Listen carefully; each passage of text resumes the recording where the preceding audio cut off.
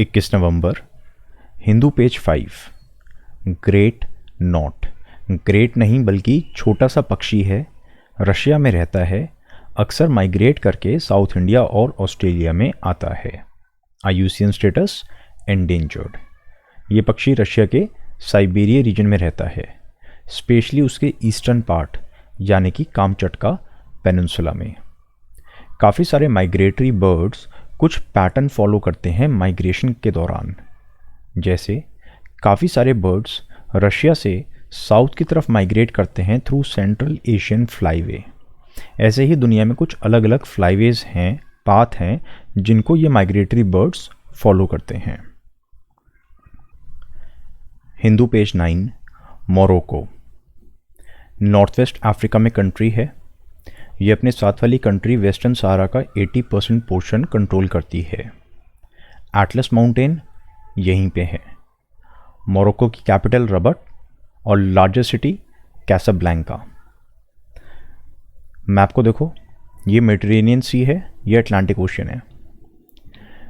यह है यूरोप का part Iberian peninsula. Iberian peninsula में है स्पेन और पोर्चुगल। अटलांटिक ओशन और मेडिटेरेनियन सी आपस में किससे जुड़े हुए हैं? स्ट्रेट ऑफ गिब्राल्टर से। तो स्ट्रेट ऑफ गिब्राल्टर मोरक्को और स्पेन को सेपरेट करता है। 22 नवंबर। Hindu page 3। Olive ridley sea turtle. They are the second smallest of all sea turtle. सबसे छोटे सी टर्टल होते हैं Kemp's ridley sea turtle, KEMP। Kemp's ridley sea turtle सबसे छोटे होते हैं, ऑलिव रिडली सेकेंड स्मॉलेस्ट होते हैं। उड़ीसा के गहिरमाथा बीच पे आके ये बहुत बड़ी नेस्टिंग करते हैं। इस इवेंट को अरिबाडा कहते हैं। गहिरमाथा मेरीन सेंचुरी धमरा और ब्रह्मणी रिवर्स के बीच में है। ये भीतरकनिका नेशनल पार्क के पास है और ये उड़ीसा की अकेली मेरीन सेंचुरी है। हिंदू पेज 5। Sounding rocket. इनको रिसर्च रॉकेट भी कहते हैं।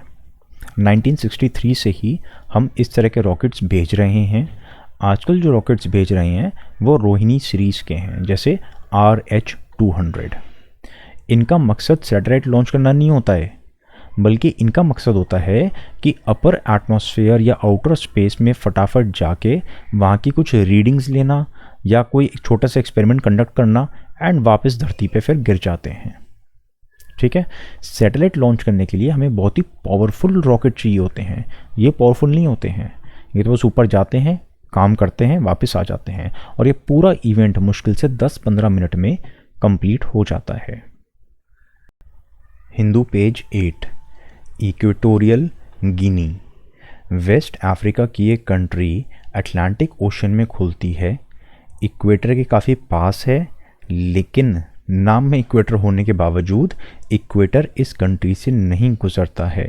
ये इक्वेटर के नॉर्थ में है।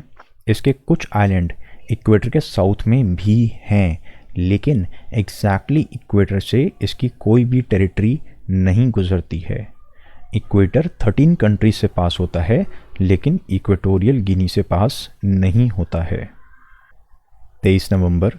Hindu page 4। Biodiversity heritage site. इन्हें स्टेट गवर्नमेंट नोटिफाई करती है अंडर बायोडाइवर्सिटी एक्ट 2002। इंडिया में 35 ऐसी साइट्स हैं। रिसेंटली तमिलनाडु ने अपनी पहली ऐसी BHS साइट नोटिफाई करी है। कहाँ पे? अरिटापट्टी में। हिंदू पेज 4। इंसेलबर्ग या फिर मोनाडनॉक। किसी एरिया में बहुत सारी ज़मीन थी एंड सारे रॉक्स थे, बेसिकली इरोजन हुई। जब इरोजन हुई तो आसपास के सारे इलाके इरोड होते रहे, लेकिन बीच में कुछ ग्रेनाइट की मान लो चट्टान थी जो आसानी से इरोड नहीं हो पाई। तो ये हार्डर रॉक था, आसपास के सॉफ्टर रॉक थे। तो आसपास के रॉक तो इरोजन से उड़ गए, बस ये बीच का रॉक बच गया। तो बाद में हमें कैसा दिखेगा कि ये प्लेन सतह है और बीच में एक अकेला माउंटेन खड़ा हुआ है। तो इनको बोलते हैं इंसेलबर्ग या मोनाडनॉक, जैसा इस फोटो में आप देख रहे हो। जनरली ये ग्रेनाइट के होते हैं, बट ज़रूरी नहीं है, कभी कभी किसी और मटेरियल के भी हो सकते हैं। Hindu page 13, nuclear powered ice breakers. Arctic ocean में आइस जम जाती है, फिर वहाँ पे शिप्स जा नहीं पाते, तो इसलिए आगे आगे एक शिप चलता है जो आइस को तोड़ते हुए निकलता है, फिर उसके बाद पीछे पीछे बाकी शिप्स या बोट्स आ सकते हैं। अब ऑब्वियसली आइस को तोड़ते हुए निकलना है तो इस शिप को बहुत ज़्यादा पावर चाहिए होगी। बेस्ट तरीका क्या है पावर लेने का? Nuclear power. तो रशिया इकलौती कंट्री है जो इस तरह के न्यूक्लियर पावर्ड आइस ब्रेकर्स बनाती है एंड उन्हें ऑपरेट करती है। इनमें से कुछ एग्जांपल्स हैं आर्कटिका, सिबिर, यमल, यकूटिया। अच्छा, वैसे यकूटिया दुनिया की सबसे कोल्डेस्ट सिटी का भी नाम है जो रशिया के साइबेरिया में है। एडिटोरियल क्लाइमेट चेंज के ऊपर, लोकलाइजिंग सस्टेनेबल डेवलपमेंट गोल्स। 50% से ज़्यादा इंडियंस एग्रीकल्चर पे डायरेक्टली डिपेंडेंट है अपने लाइवलीहुड के लिए। क्लाइमेट चेंज से जब रेनफॉल और टेम्परेचर में फ़र्क पड़ता है तो उससे इन लोगों के लाइवलीहुड पे डायरेक्ट इम्पैक्ट होता है। क्लाइमेट चेंज को रोकने के लिए इंटरनेशनल लेवल पे बहुत सारी मीटिंग्स होती हैं, स्ट्रैटेजीज़ बनाई जाती हैं, लेकिन अल्टीमेटली उनका इम्प्लीमेंटेशन तो लोकल लेवल पे ही होगा ना।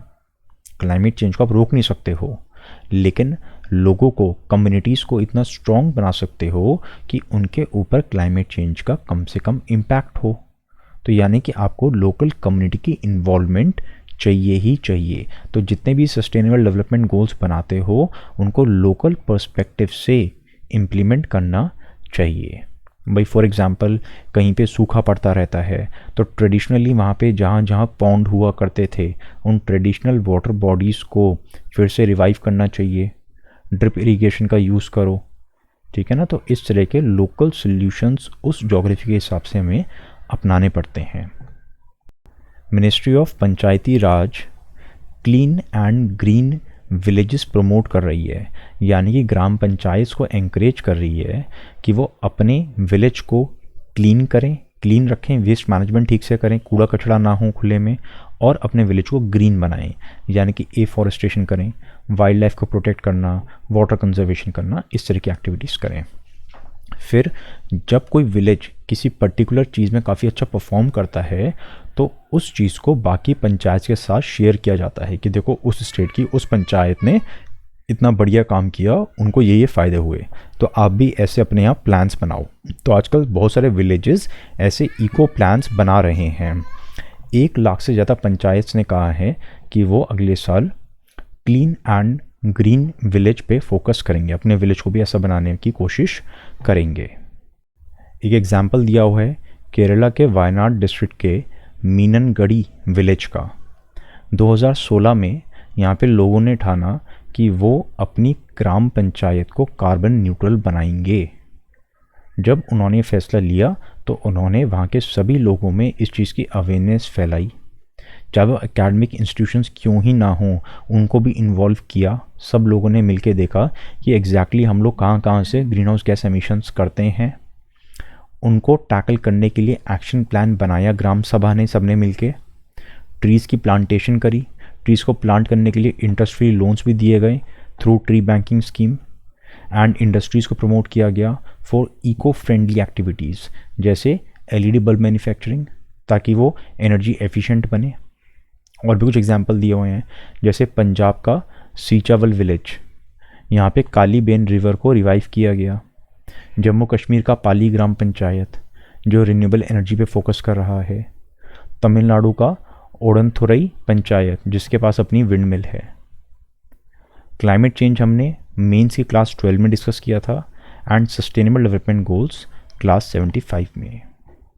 किस्मत में होगा तो आप आईएएस ज़रूर बनोगे, बिल्कुल भी पढ़ने की ज़रूरत नहीं है, बस पेपर में जाके नाम लिखिए आना। ऐसा नहीं होता ना, मेहनत करनी पड़ती है। आप नहीं करोगे कोई और करेगा। जब अच्छा आंसर नहीं लिखोगे तो नंबर किस बात के मिलेंगे फिर। और अच्छा आंसर लिखने के लिए प्रैक्टिस करनी पड़ेगी, कोई बहाना नहीं चलेगा। रोज़ थोड़ी सी प्रैक्टिस ज़रूर करो। वीडियो आए या ना आए, आप बहाना नहीं मार सकते हो। बार बार कहता हूँ आईएएस मुझे नहीं बनना, आपको बनना है। आपको बनना है तो प्रैक्टिस आपको करनी पड़ेगी।